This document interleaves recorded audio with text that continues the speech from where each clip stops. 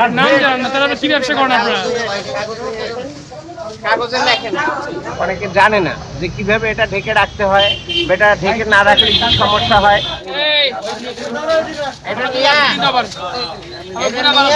রিক্সা নিয়ে পাঠাই দেন, নিয়ে আসেন, একজনে পাঠান। কি লিখতে স্যার, কি লিখতে?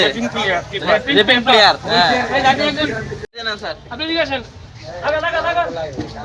কাগজ দেন, ঠোঙা দেন। ওকে, আপনি নিয়মিত বলবেন এটা করলে খাবার শুরু করবেন আপনার।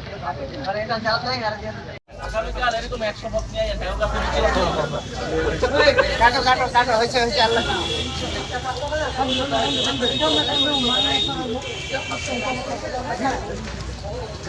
এখন দেখতে কেমন লাগে? ভালো লাগে না? আসলে প্রত্যেক বছর ইফতারির সময় আমরা বাংলাদেশ নিরাপদ খাদ্য কর্তৃপক্ষের পক্ষ থেকে আমরা ইফতার বাজার মনিটরিং উইথ ভোক্তা যারা আছে এবং যারা বিক্রেতা আছে এদেরকে সচেতনতা বৃদ্ধির জন্য আমরা বিভিন্ন কার্যক্রম গ্রহণ করে থাকি। পদ্মা সেতু, মেট্রো রেল এবং এলিভেটেড এক্সপ্রেসওয়ে নির্মাণের গর্বিত অংশীদার বসুন্ধরা সিমেন্ট। তারই ধারাবাহিকতায় এবছরও আমরা এরকম কার্যক্রম গ্রহণ করছি। প্রত্যেক দিন আমাদের কয়েকটা টিম ঢাকা শহরের বিভিন্ন যে ইফতার বাজারগুলো আছে সেগুলো মনিটরিং করে এবং সচেতনমূলক কার্যক্রম গ্রহণ করে। তারই ধারাবাহিকতায় আমার টিম আজকে আমরা এই এলাকা এবং আমরা গুলিস্তান এরিয়া আমরা আজকে মনিটরিং এবং সচেতনতা কার্যক্রম গ্রহণ করব। ইতিমধ্যে আপনারা দেখছেন যে আসলে অনেকে জানে না যে কিভাবে এটা ঢেকে রাখতে হয়, এটা ঢেকে না রাখলে কি সমস্যা হয়।